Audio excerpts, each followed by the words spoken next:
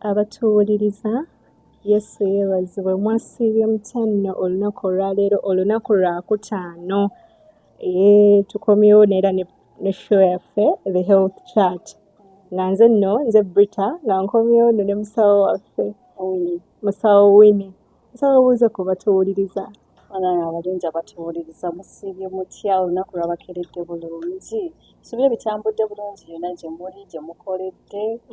Yes, banaye ne gye ntambulidde nno mwati Otyo eza okuwoga mukwano waliyo owobusobozi oba obusobozi oba obushobozi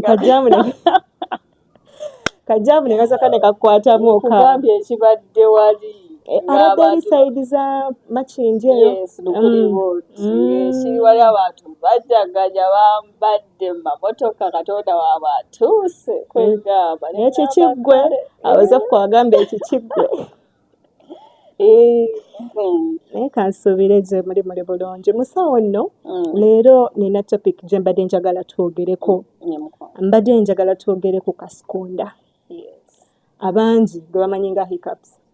Abantu balina myths nyingi ku kasikonda nti nze babeera banjogerako oba simanga oba olubuto bali baluzimbye. Kasikonda ono kale era asumbuwamuko ku bantu ye era nga musawo njagala otuyambe otukutuliremu ku kasikonda ono. Kasikonda kyeki, biki ebireeta kasikonda, waliwo ku ddagala lya kasikonda kuba bambi asumbuwa n'abaana abato. Yes, musawo kasikonda kyeki, ava ku ki? Well, yes, nga bw'oyogedde nti kisumbuwa abantu bangi naddala ne mu baana. Yes, eyo topic ennungi nnyo. Well, hiccups, just nga bw'okiwulira nti hiccups nti kahik yeba sound omuntu gy'afuna oba ekolebwa nga glottis yaffe suddenly eclosings. So tulina muscles ezituyamba mu kussa waliwo gye bayita diaphragm. Nga diaphragm eno eyamba amawuggwe gaffe to relax n'okucontractinga. Akategede diaphragm kyekino ekisenge. Kyekiba ekisenge ekyawula olubuto ne chest yaffe. So eyo muscle eri awo eyamba okwawula olubuto then ne chest. Eyo nayo function yayo. Then nature tuyamba mu kussa nti eyamba lungs zaffe okucontractinga n'okukola ki n'okurelaxinga. So webera ngeri irritated. Webera irritated meaning omuntu agenda kufuna hiccups. Yes. Wabera sudden closure of the glottis. Awo omuntu natandika kufuna ako kasikonda ka hic sound. Yes, but anyway, banji bamanyi kasikonda. So definitely it is about the diaphragm rather being irritated. Wabera closure eya glottis. The closing suddenly. Then wajawo ako kachi sound. Hiccups. Kati musawo biki ebiyinza okuviirako omuntu okufuna ono kasikonda ng'oggyeko binene abantu be bagamba nti no kasikonda babeera banjogerako oba nti oba olubuto lwange oba mundamba abamu mba nzikuse. Biki ebirala ebiviirako? Abantu ebintu birina kwe byava. Of course myths nyingi ate abantu balina kwe babijja. Kyesijja kwogera nti bwe kiti nti oba kyava kuno kuba sirina bukakafu bwakyo but twazaalibwa nga tubisanzeewo. So kati sisobola kugamba nti oba nti kino lwakuba science ebimu atugamba nti si bituufu. Abamu oluusi ebeera coincidence nti kisobola okubeerawo so nekibanga abantu bakitwala nti kyekyo. N'ate era wabeerawo ka hidden truth akatonotono akatali so much. Naye but if science disapproves then tugenda nnyo ne science. So causes nja kwogerako bato n'abakulu. Kati ngenda kusoosa abaana abato because asinga nnyo okusumbuwa abaana bato. Yes.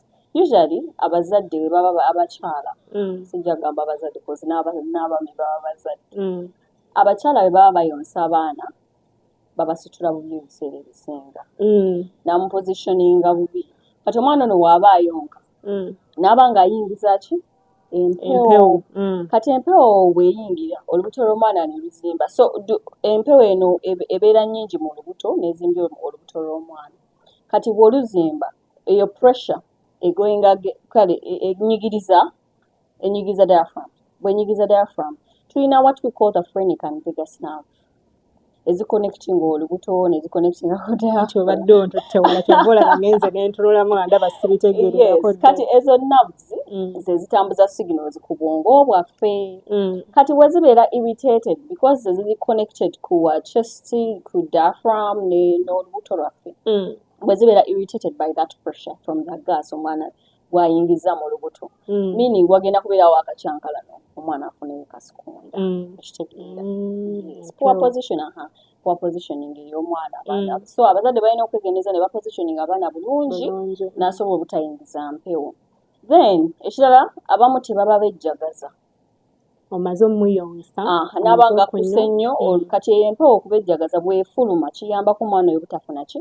kasikonda yes usually era mu baana abato mu baana abato it is very normal because omwana awakula aba akula yes it is very normal tekirina buzibu bwonna yes naye kibeera n'obuzibu nga tujja okulaba eyo maaso nja kubabuulira nga tumaze okulaba ku causes yes kati bwe tudda ku bantu abakulu tulina kwongera ku bantu abanywa omwenge bannaye bawatubeerera ki musawo kuba bannaye teri topic ejja wano eno n'otayogera ku mwenge kubanga si mulungi naye lwakuba ekintu kiba n'ebirungi n'ebibi naye ate ffe otukomerera nnyo nina si kubakomerera naye mbabuulira ekituufu ekiriwo so era bensoosezza bakimanye bamanye nti omwenge ogwo si mulungi so omwenge guno omuntu bw'agunywa gucrossing we have what we call BBB blood-brain barriers. Zino barriers zino ziyamba bingi obutayingira mu bwongo bwaffe. Naye ate omwenge ogwo gulimu ekirungo ekiyingira mangu obwongo bwaffe. Kuba omuntu atamiira okitegeera kubanga omwongo guba gumulinnye ku bwongo. So bw'ogunywa ne guyingira ku bwongo signals zijja kukyankalana okitegeera kino omubiri gugamba kino kigamba kino kati zibeere nga tezitambula bulungi tezikola mulimu gwazo mutereevu bulungi communication ebeera ndalamu teba ntereevu nti erimu straight line this is what we are supposed to do so omuntu asobola okufuna ki kasikonda because signals zibeera disturbed ekirala ku mwenge ogwo omwenge gusobola oleetawo acid production mu lubuto so acid ono wabeera produced mu lubuto agenda kudisturbinga nerves zaffe zino zenagambye eza phrenic ne vagus nerve remember zezisindika signals ku bwongo so acid oyo bw'abeera nga disturbinze nerves zino bwazi irritatinga meaning wagenda kubeerawo akacyankalano definitely someone can get kasikonda yes kati nga tuvudde ku bw'omwenge banenjala ekulumye nnyo emmere ogifunye ogiyidde pakupaku speed nzikute mangu of course ojja kukuta mangu kuba oyingiza n'empewo yaamu olidde mangu ekitegeera n'empewo eba ekola ki nti mba ndowooza njirya ereme nakuwola otyo emmere eba yani agenda ogitwala okugjako nga munnaye muli mu lutalo nti emmere egenda kutambula egende waliwo oba agenda ogibbawo kati emmere ebeerayo definitely girya empola tewali akupapya enjala era empisiza bubeera kati oyinza emmere yolya mpola yes tewali akugoba ekitegeeza kati n'okulya speed nakyo kiyinza okunviirako okufuna kasikonda definitely because oba oyingiza empewo ng'olya mangu oba olusiba olya ng'oswangula yes kati osobola okuliiramu n'empewo n'oyingiza empewo wazze tukomererako kyenyini kati so bw'oyingiza empewo nga bwe banyonyodde era ne ku baana so it's the same thing so happening ne ku bantu abakulu yes bw'oyingiza empewo eyo gas oyo pressure irritating nerves ezo omuntu n'afuna ki kasikonda ekirala bwe tulya spicy foods what do I mean by spicy foods spicy foods zino zirimu ebirungo ebingi olidde olusikamulali yes that is also spicy yes ate nina gwe mmanyi alya kamulali Dr. Kapapa onkotomeddeko bannange bakukomereddeyo nagyoli oli wakukiraba kasikonda yes kasikonda Zo siteeka nti buli omu abajja mufuna. Naye it is one of the causes, you know. Kati bw'oba olya nnyo kaabulali munnaayo oli ebitaffutafu emmere ng'erimu kwegamba buli kirungo ng'eri spicy ng'ebirungo bingi ebirungo meaning like powdered things curries yes because sootekamu ebirungo bingi ka boilo fumbye ka boilo you know ne bataleeta buzibu kati ekitegeeza musawo ebisiike bino nabyo tubyewale anti because bireetawo oluusi acid production oshageera so nga bwe nkunyonyodde nti weeweerawo acid production acid oyo akola ki irritating nerves zino so it is all about irritation of those nerves basically so anything that leads to irritation of those nerves ereetawo ki ereeta hiccups okitegeera kufuna kati obadde ng'oyagala kweriira bisiike nkusaasidde mukwano ku bisiike nno kwe mba saagala kuva kuba kiboire ekyo abo kiba kiyinzizaayo ate ku program bannaffe gye baabadde nayo nti nno mba ndaba kiri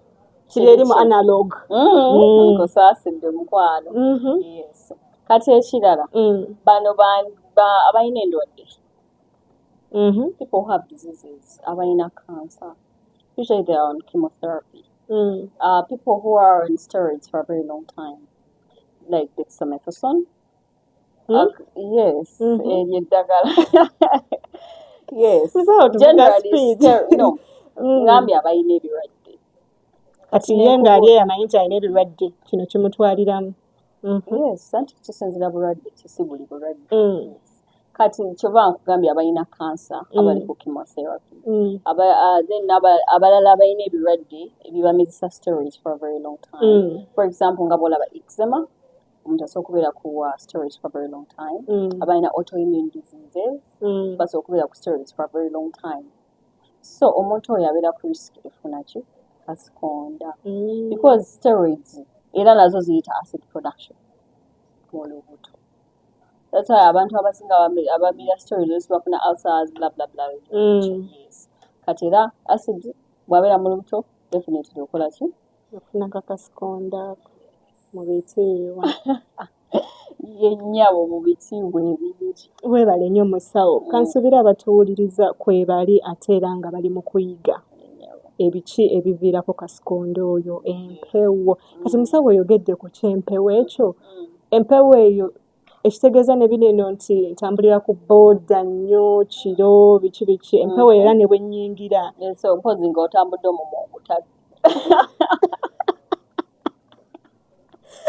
gyebayo bannaffe bw'oba otadde owaaye simulabangako kati owa booda munaya binene bye tugenda ku booda ng'owa booda agenda kuba kiboozi tobamanyi nti ate bannange okitegeera maybe that of course osobola omirirawo nene dda musawo mbadde manyi naye batekuyise mu kamwa esobola okuyita mu nnyingi empewo eyo ngimusawo badde okikomeredde nnyo nti n'abalya sugars nnyingi n'abalya banywa soda waliwo agambye wano nti amazzi gamulema yanywa kasoda ekamukolera kati banywa soda bandya bintu birimu sugars nnyingi sugars ezo zireetawo spike like sugars ne zirinnya waggulu sugars ezo bwe zirinnya waggulu ziyirritatinga nerves zaffe zino so mubeere nga mulimitinga mubalansinga ebintu byammwe tolya nti bannange you know ba sweet tooth abo jangu balansinga ebintu byo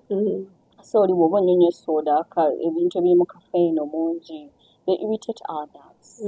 Phrenic and the vagus nerve, not all nerves.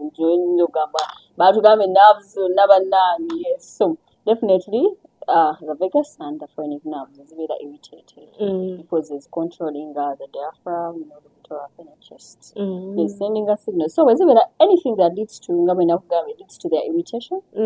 Omuntu ajja kufuna hiccups. Ekitegeeza gwe oba oli eyo kasoda naawe kasikonda tomuwona kale kirungi yongeramu amazzi okendeeze ku sugars bw'oba owuliranga bunnaye naye nga soda teyandibadde mulungi naye wansi na bwera onywako kyova olaba wammaffe bazadde baffe enedda bamutuwanga lumu na lumu ku Christmas ate n'abamu bajjajjaffe abamu bakola ki bayiwamu ku tuzzi sugars ezo zisobola okukola ki okukendeeza ate no kale kukendeera Yes, kale definitely. era kubangako no abatafudde naye nga kukendeezaako.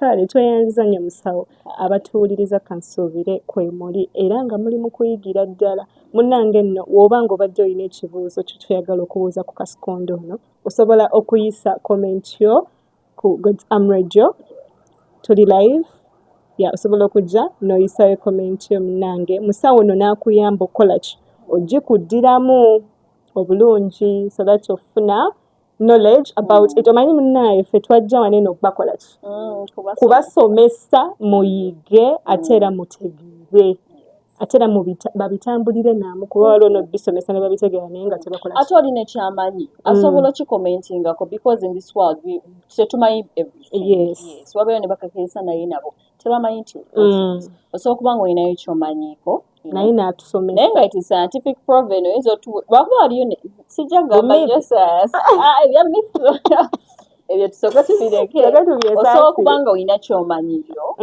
n'okola ki n'okitubuulira because we are here to learn ffe tuyiga because ffenna tetumanyi wadde tuli basawo naye era balina kituufu. kale kati nno katugendeko mu kuwummulamu tukomawo ate n'ebirala bingi biki like treatment yes okugoba oyo kasikonda ng'ovudde ku ebyo bye mumanyi ebyo bajjajjammwe bye baabagamba mbu simanyanga bingi mubimanyi baite nawe basobola obitubuulira mu comment section tukomawo yes.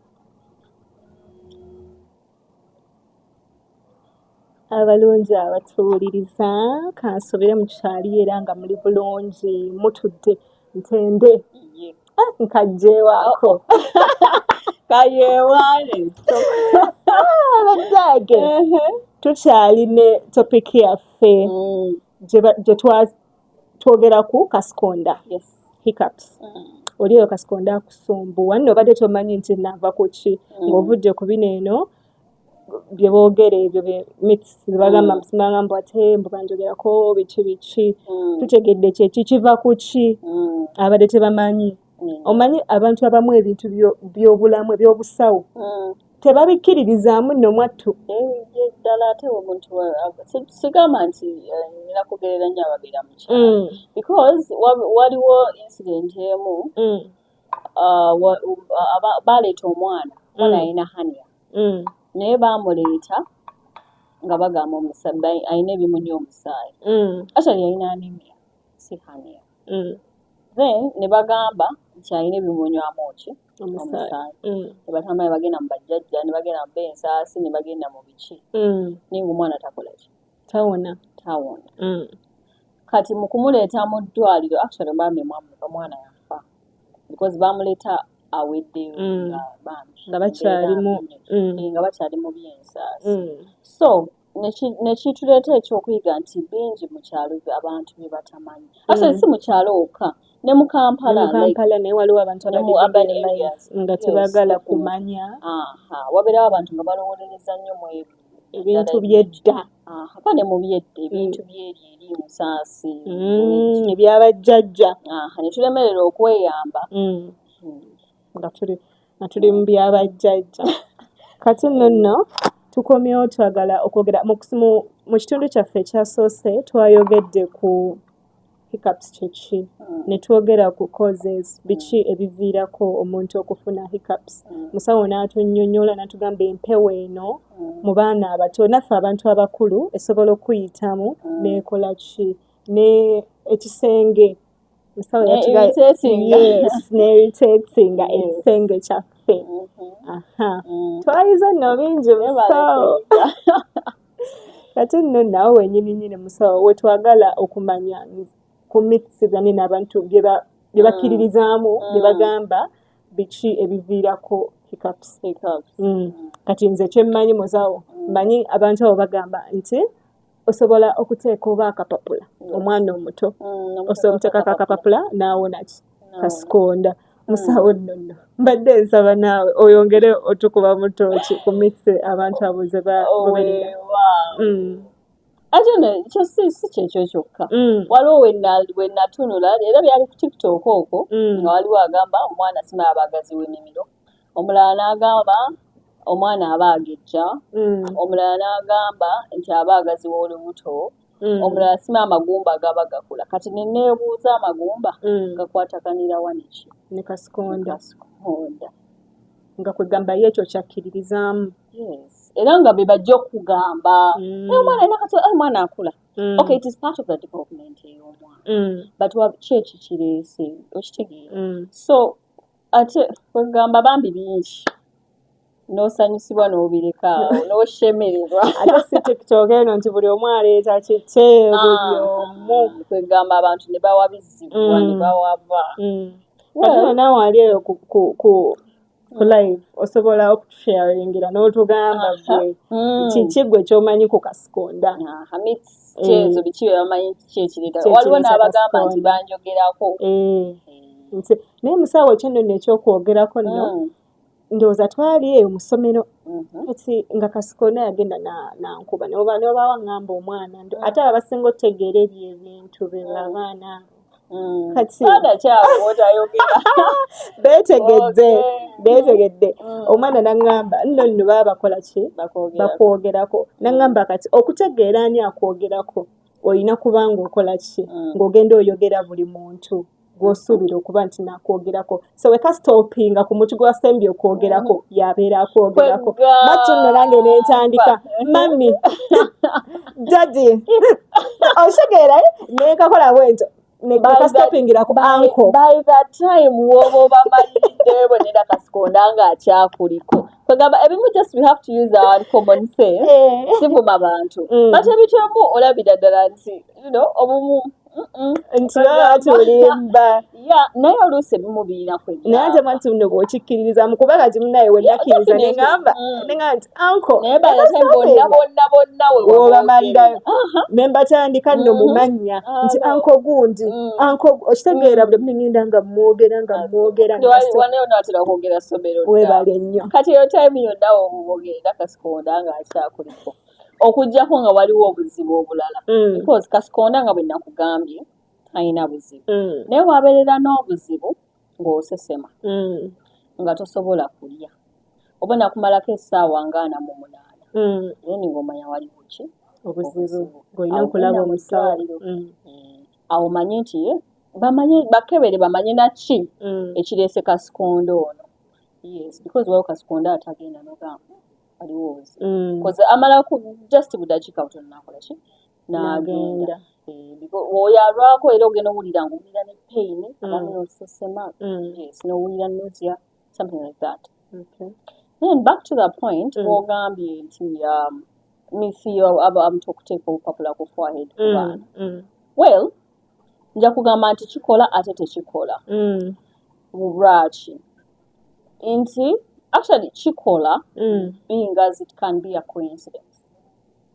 otegeera so abantu ndoza nekiba believingisa nti kikola because maybe it was a coincidence nti kikoze lwaki nti kikola ti omwana ono remember nti signals zino zibeera zikyankalanyiziddwa omwana obwongo bw'abaana abato tebulinga bwaffe abakulu gwe lwaki omukulu teweeteeka akapapula ku mutwe you understand it is very rare to find omuntu omukulu nti yeetadde akapapula ku forehead era babeera bagamba olina nakateekesako tulusu anti kyekyanguwa onoonyonyeza amazzi so definitely kyekyanguwa n'oteeka ku forehead obwongo bw'abaana buno tebuna developinga nnyo so tebulinga bw'abakulu ajja obwongo bwe okitegeera so kati bubuzaabuzibwa mangu signals zino ziyinza kati obwongo bujja kuba nga concentration eze ku kapapula kati akanyogerera ako n'akapapula obwongo bujja kudda ku ki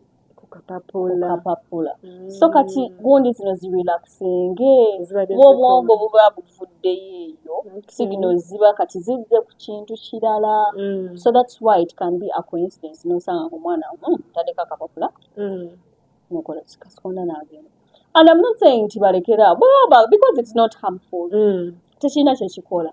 you can continue to use it. Yes, bwe kiba ng'olaba kikolera, it is okay. Ng'olaba omwana alinga ali mu bulumi kale. Usually, era wabaawo obuzibu era otumutwala mu ddwaliro. But usually mu baana abato, it is very rare to find omwana alina hiccups ng'alina obuzibu. Nedda kale oba olaba kimumazeeko emirembe. Yes, obeera irritated. Yes, just like I said. naawe omukulu owulira ng'ekifuba oba oyogera n'ogirako akantu. Nze mbwagala. Maama ate gwe gooli bulala. So ka coincidence ako ke kaleetera abantu okulowooza nti kikola. So it just works. Yo science aliwo nti obwongo bw'omwana concentration eva ku bino ebirala nedda ku kapapula. Then omwana n'awona kasikonda. So ke ku ka science akali tekiri mugundi kyamaanyi nti bannaye nti kikola.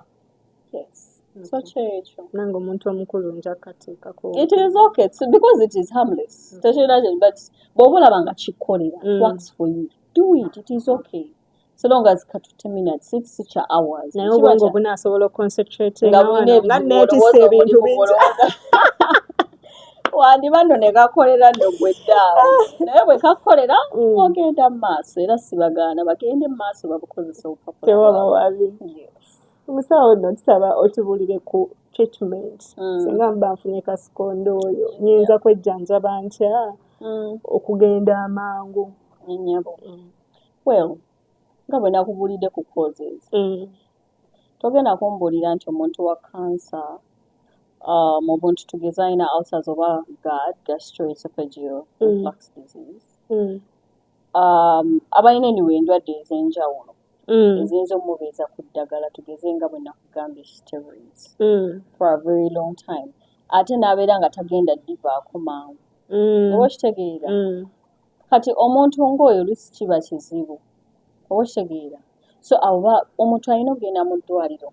Nga bwe nakugambye nti kasikonda taba mubi. Bw'aba kumazeko akadakiika katono. Just njaba buliyo supportive care. Omuntu gy'asobola okukozesa such that your irritation ekola ki? Egenda. Okitegeera? Naye bwe liba eddagala sandyagadde kubuulira bantu ddagala. Oli ajja agenda amira eddagala. Obuzibu obuleeta kasikonda bulala. Amira eddagala ddala.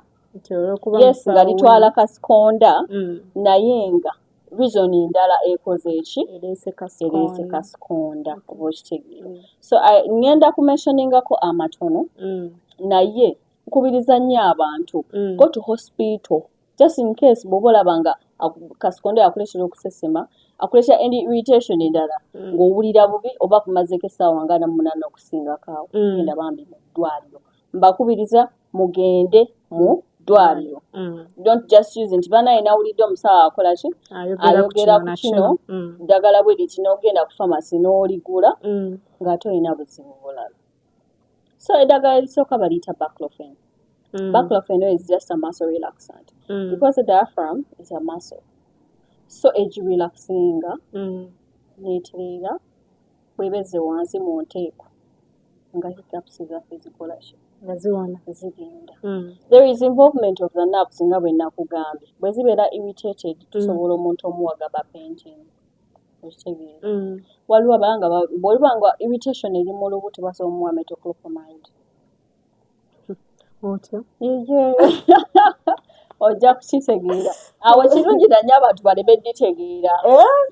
Kubanga olinga atwejjako ate. Kambejjeko ku by'ensonga by'eddagala mugende babakebere bulungi. Babakebere bulungi bamanye ekireese obuzibu bwa kasikonda. Eddala bayita clopramazine. Era wabaawo signals. Olimanyi? Weebale. Kale nnyabo. Wabaawo signals zino eza nerves nga zifunye obuzibu basobola omuweerya eddagala. Omuntu n'atereera. So sijja kweyongera nja kubawaako eryo libamala ate nsubire tebalitegeerwa kuba nti barekodinga oluusi zirayivu oli n'akurani. Nze nange nina wempandiise. Oswadde. Kati ekitegeeza nti wenfunamu akasikonda bakayita akasikonda.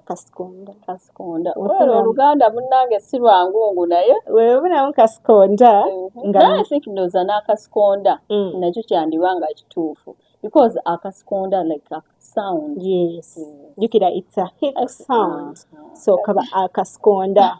Akakasound akantu akasikonda. Yes. So biyinza okuba byonna bituufu. Kitegeeza treatment bwe mba nga nfunye kasikondo oyo nsobola okugenda mu ddwaliro.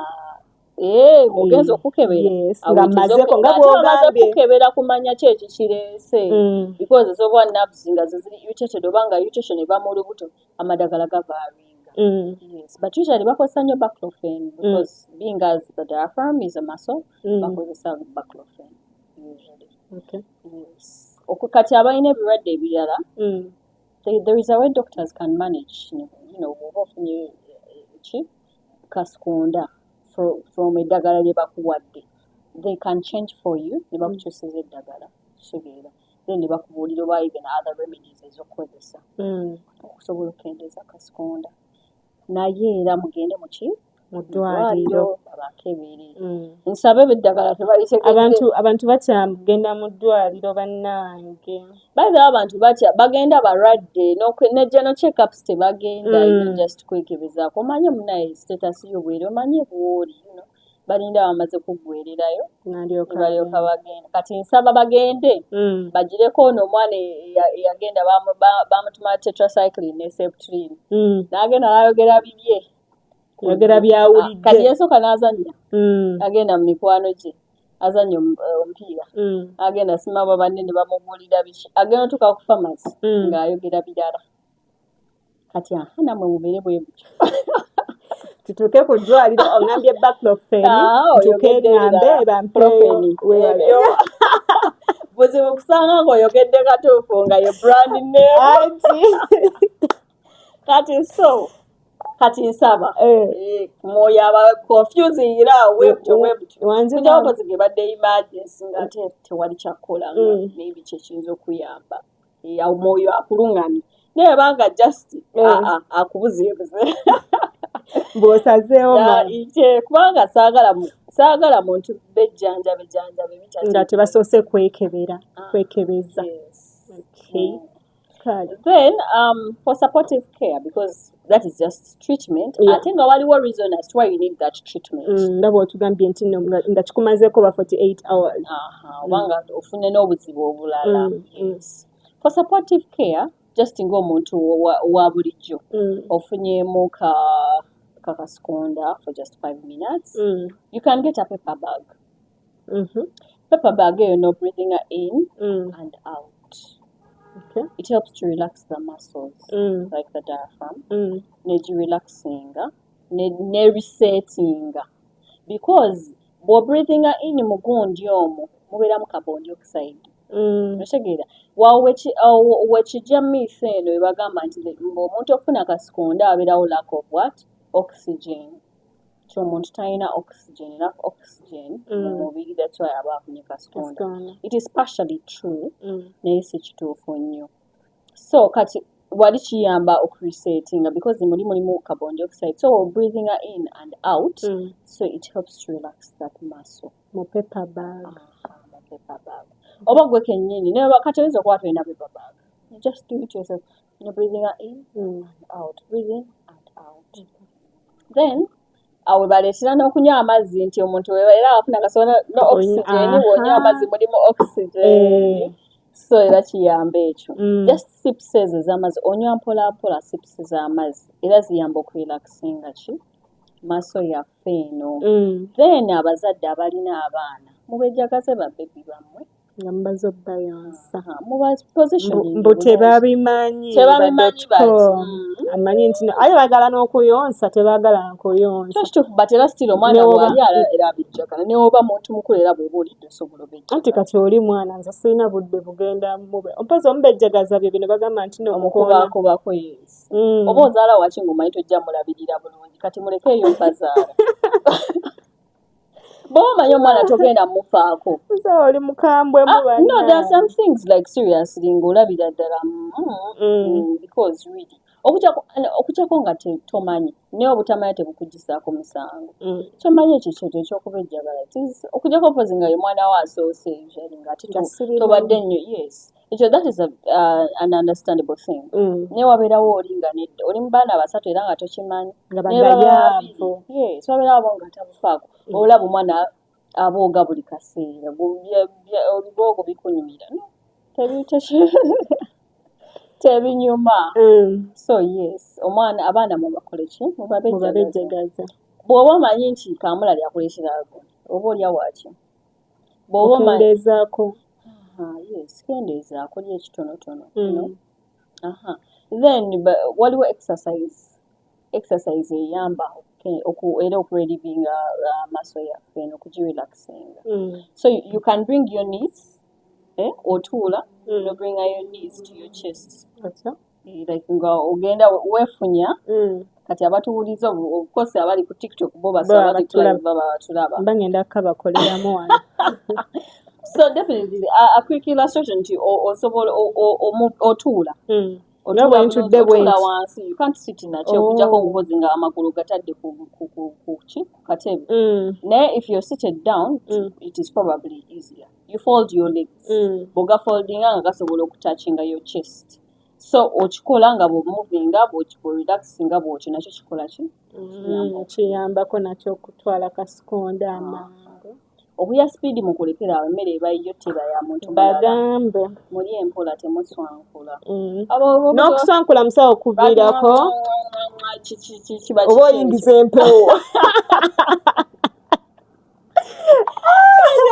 oba oyingiza empewo bakola batya musawo kati those are not manners tebo manners awo bakwegamba etiquette bambi abakutte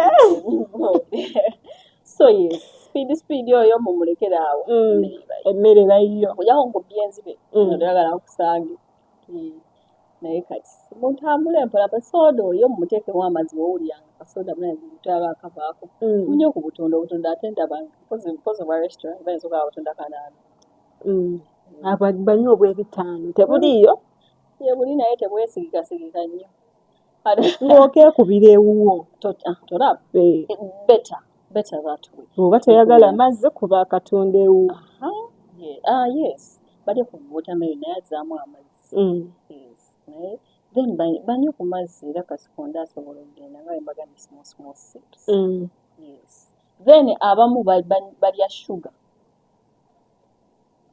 you get a teaspoonful of sugar teaspoon si kijiko ekinene teaspoon n'atekamu sugar n'amulya okitegera omukubayo yenna n'omumira bumizi yes n'omulya kati bw'omulya eyo sudden spike eya sugar erisetinga nerves zino okitegera bwe zibeera reset nga kagundi kakola ki kagenda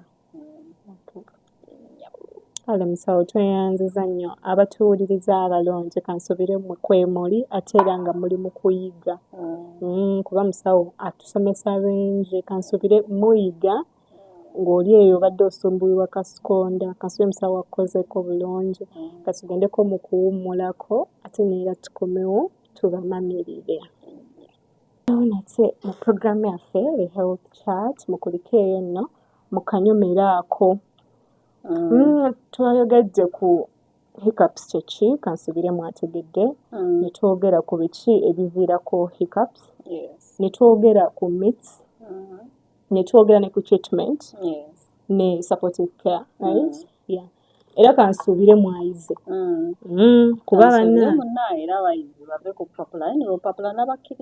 opapula kababukozese kuba munaaye kyebajja bakola ki bamanyi tebulina buzibu so it is very fine so bw'oba ng'oli eyo ng'olina topic ng'olina oba ekirwadde ekikusumbuwa oba nkiyite ekirwadde nkiyite ki ng'olina kyewandiyagadde musawo ajje ayogereko like athrowinge more highlight about it osobola okukomentinga ku social zaffe yes TikTok tukozesa got Radio Health kwetuli kwonna ku mutimbagalo kwetuli tuli olovolova same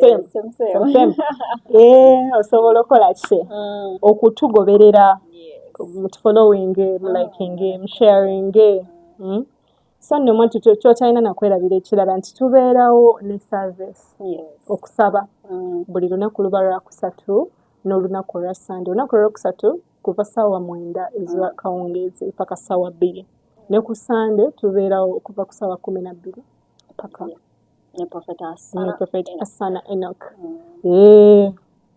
okitegedde ekintu ekyo tusangibwa Najjanankumbi awo kumpi ne Kenjay supermarket bane mujje tusabe mujje tusinze omutonzi so nga tugenda mu weekend musawo mbadde nsaba otweka health tip ketuba tutambulirako weekend eno yonna neyanziza sigenda ba health tip tubadde mu bya health ate nzire mu health tip otyo kati nno ekisooka if plan A has refused there is lots of numbers rather letters 25 letters n'obulako plan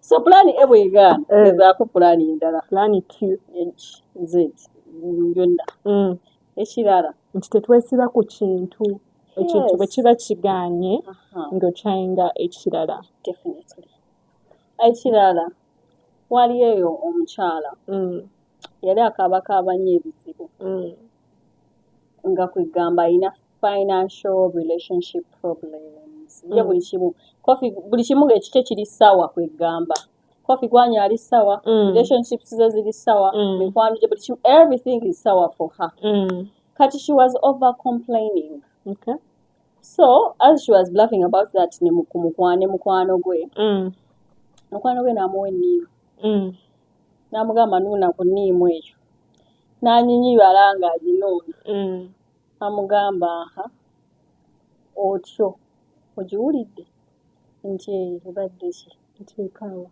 nti ekola ki ekaawa so bwe bulamu oba okitegeera kati gwe nga gw'oyigamu ki anti kati musawo nga bw'ogambye nti nno already yali nga buli kimu kimukaayira nga already life gy'alivinga buli kimu nga kikola ki kikaawa kyokka ate mukwano gwe era n'amwongera ki ekikaawa so kati nze ndowooza kyenjigamu nti newankubadde wendi nti kati kangeze ndi awantu nyigirizibwa oba nti oba nŋumirakaawo nedda musawo oli mutuufu buli omu mutuufu mu geegi ensonga ye gyawa oli mutuufu because you're right buli wooli bw'okaabira naye tonamanya bizibu byamulala nti oba ekirala ekijja ate mu maaso kuba life isn't always full of roses oba okitegeera it can be sour sometimes so kati oyo mu nniimu eyo eyakaawa yamugamba ayongeramu kasukaali teekako kasukaali ewoma ki ekimu teekamu otuzi oba ogikamula ogiteekemu otuzi oteekemu kasukaali kyogamba ekyakawanga bwebadde ofunamu kalemonade si kyo so meaning obulamu bwe bukaluubiriza tozitoowererwa nnyo osobola okuzitoowerera naye life is very short tebwesiba nnyo ku buli kimu katonda amanyi bw'ajja otutambuza oba okitegeera katonda alina engeri gy'akola definitely kyenva nakugambye nti plan A bw'ekola ki bwegaana kola kidda ku ki plan Q oba plan Q oba Z byonna so obulamu won't always be full of roses wajja kubeerawo difficult times always naye tekikussa wansi actually it should be a lesson gy'oyiga okitegeera nti era kino kibaddewo kinjigiriza ki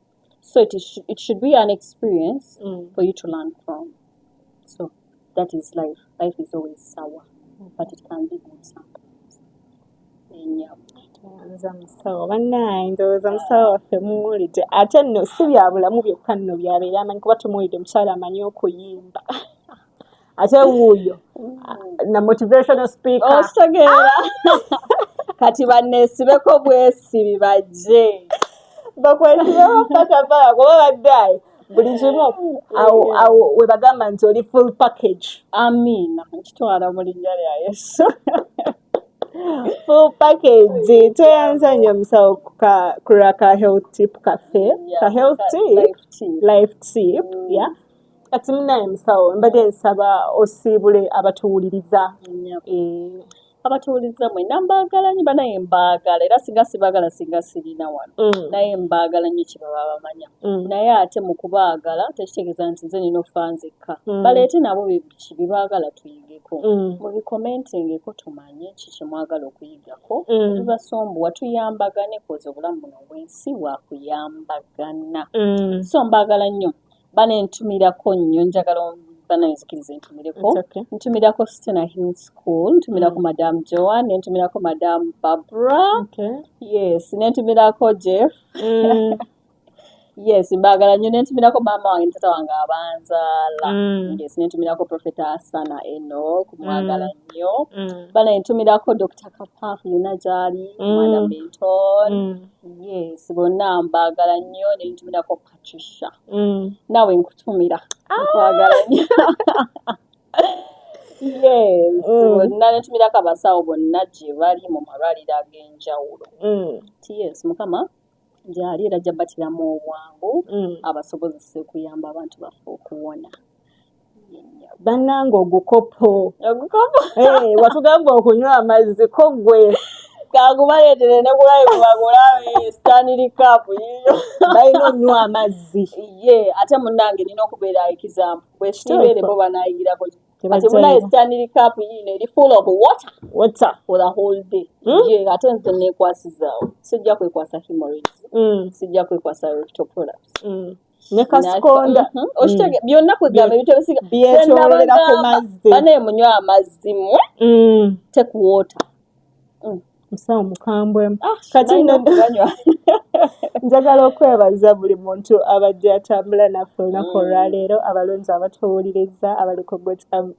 Radio wamu ne bannaffe abali ku live ku TikTok ntumira Dora abaddeko nnyo ntumira Bridget waliwo n'omulala nno akuba simutegedde naye nga tusiima bambi mwebale okubeerako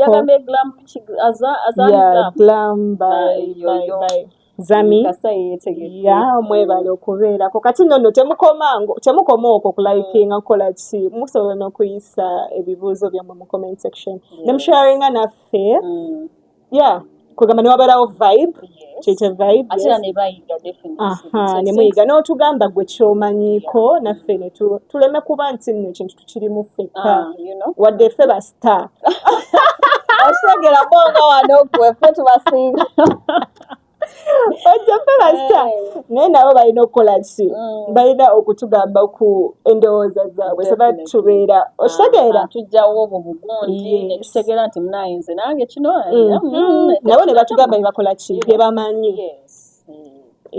kati nno njagala okukola ki nange okutumirako bannange leero nabadde nzija kata kasitory nabadde nzija ku makya owaboda bambi atera okunvuga ne mugaba bannange nze nvuga bulungi okuba leero ki anti leero ng'oli smart bulala ka outfit of the day webale nnyo lwakuba tannaba kunsasula sijja mukolera kalanga alina okusasula yes naye nga nno mwattu ng'akola ki ng'owa boda ngamba naye ndaba kuba atera n'okunkima Friday Violet obeera wakonze munnange nina ki nina sho gyemba nkoze ki gyemba ngenzeeko nga ngamba bambi ntumiraako mukwano kati munaye ntwala akakisa kano munnange okutumira omukulu Lincoln Mr. Lincoln Zevia tumutumidde bambi webale nnyo nkutumiddeko mukwano tumanyi nti nno nkwagala nnyo mwagala nnyo kuba bambi ne wemba sirinaamu munnyonnyola le mugamba okitegeera my boda guy naye ng'omuboda sinzizwa nnyo tewabanga abamanyi balo kennawulira ke bagamba nti no abawala ennaku zino boogera mbu my boda guy nga baagala okukifuula nti nekyo kyakabi nnyo naye era kyakabi omanyi gwe okubeera n'owa bodawo ofunye entambula ogisobola webale nnyo my boda guy kutumiddeko mukwano nenjagala okutumira ku Mr. nkwagala nnyo naye nga mukwano nkwagala nnyo mbatumidde muna bambi babaddeko ntumira Prophet ntumira abakozi bannaffe betukola nabo eyo bambi tubaagala nnyo ya mubeere bulungi ne Dr. Davis yonna gyali banaye nkutumidde nnyo twagala nnyo nuntumira Aunt Barbara banaye tukwagala weewale kubeerako number one fan osegeera ya tumwagala nnyo ku live stream tumwagala nnyo ku Manda bayatandise dde okubuuza bannange programu etuukadde naye twesimye nnyo bambi okukola nammwe amiina ja musawo oyongera otuleetera ebyaka by'abantu bongere okola ki okuyiga nze wammwe ate naakola watupatana ddala kale tweyanziza nnyo tweyanze ngetuddemu tusisinkane olunaku lujja kuba lwa kutaano olujja saawa zezimu saawa ziba 11 paka saawa tubamamirira paka wetukola ki wetukooyira ate age busawo kugwe kwesiva